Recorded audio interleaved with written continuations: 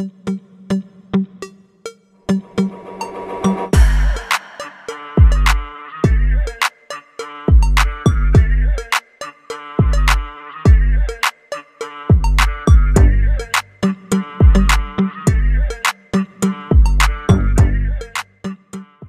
pemirsa, terima kasih kerana Anda masih terus setia bersama di dalam channel Elvino ESTV. Jangan lupa untuk tekan butang subscribe supaya Anda tidak ketinggalan dengan perkongsian-perkongsian berita yang saya akan kongsikan di dalam channel ini. Untuk perkongsian berita hari ini dipetik daripada Harapan Daily. PN akan berpecah, bibit awal sudah bermula. Ditulis oleh Norman Radzwan. Saya mendapat maklumat dari sumber dalaman Perikatan Nasional PN dan luar bahawa hubungan PAS dan Bersatu tidak seperti dulu. Puncanya pelbagai sebab dan kerana itu PRK Kuala Kubu Baru KKB dilihat pimpinan PAS tidak bersungguh-sungguh turun padang seperti lazimnya. Dari sumber mengatakan ia sebenarnya kekecewaan pemimpin PAS kerana sudah menghampiri 2 tahun harapan untuk menjatuhkan Anwar Ibrahim sebagai PM gagal. Malah dilihat menuju ke jalan buntu apabila Sultan Johor menjadi yang di-Pertuan Agong. Hari demi hari ahli Parlimen PN semakin tertekan.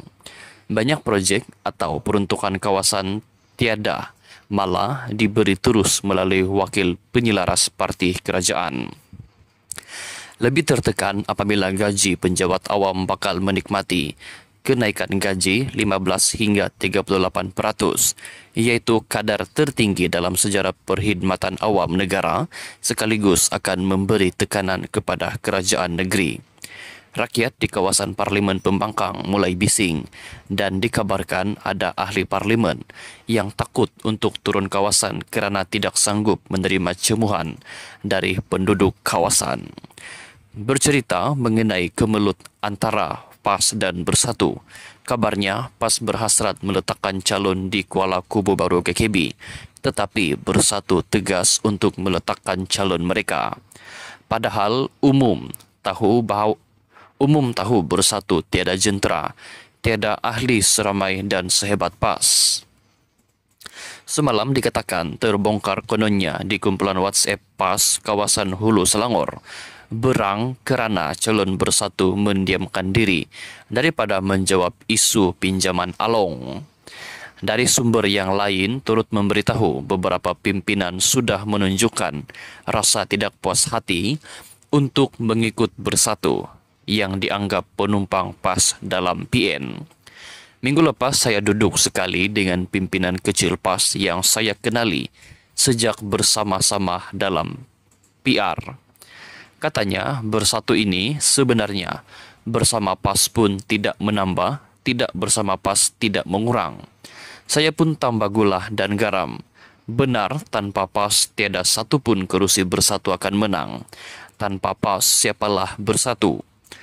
Saya yakin pimpinan Bersatu dapat menghidup PAS semakin dingin dengan mereka. Malah apa yang berlaku di KKB melihat keretakan berlaku dalam Perikatan Nasional PN. Malang bertimpah-timpah buat Bersatu selepas 5 ahli parlimen Bersatu menyokong PMX yang membuat PAS berang. Kerusi ihsan diberikan kepada Bersatu terlepas begitu sahaja kepada Kerajaan Perpaduan.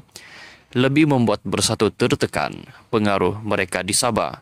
Kehadiran Muhyiddin dan Hamzah kali ini tidak disambut Ketua Menteri Haji Jinor dan Masidi Manjun yang merupakan tulang belakang pengaruh Bersatu di Sabah. Di ruangan komen rata-rata rakyat Sabah mencumuh Bersatu. No Bersatu, now kami GRS. Kini Bersatu hanya bergantung kepada Ronald Kiandi yang tidak mempunyai pengaruh di mata rakyat Sabah. Berdasarkan perkembangan semasa PRN, tahun depan Bersatu tidak akan dapat memenangi satu kerusi DUN pun di Sabah. Malah, pengaruh parti itu semakin lama dilihat semakin hilang terhakis. Tanpa kekuatan kuasa politik dan sumber keuangan, sangat sukar untuk Bersatu untuk terus menguasai Sabah. Mereka dulu hebat kerana Muhyiddin ketika itu adalah Perdana Menteri. Sebagai pemerhati politik, setiap yang berlaku tidak berlaku tanpa sebab.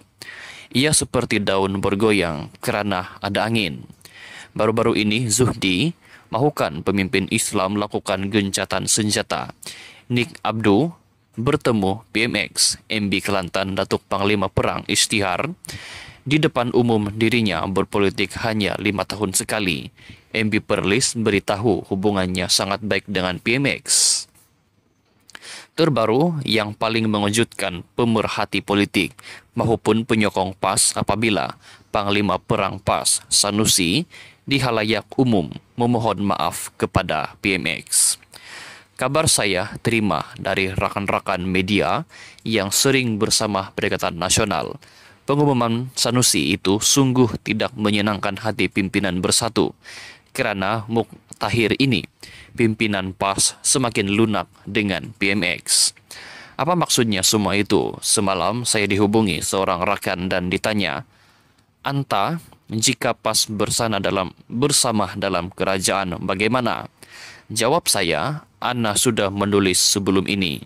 Politik sangat dinamik dan kita kena realistik. Saya berjuang sanggup tinggal anak isteri, bukan nak cari projek, tapi untuk reform negara ini.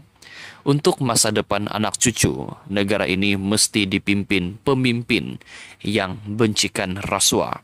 Jika PAS mahu bersama-sama, apa salahnya? Bukan tidak biasa lawan jadi kawan, kawan jadi lawan. Jika PAS mahu bersama-sama untuk melakukan perubahan dan menyelamatkan negara, ahlan wa sahlan." Seperti kata Zuhdi, ting teng PAS. Perlu gencatan senjata jika kita sayangkan negara.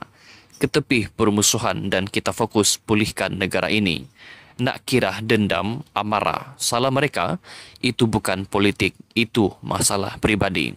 Biarlah Muhyiddin, Azmin dan Hamzah, yang ketiga-tiga mereka ini khianat pada parti masing-masing untuk kehebatan. Kita mahu tengok di mana kekuatan Bersatu tanpa PAS. Anak kata jika ia berlaku, Bersatu akan terus jadi semangat 46. Sekian dulu perkongsian berita untuk hari ini. Jangan lupa untuk tekan butang subscribe. Bye-bye.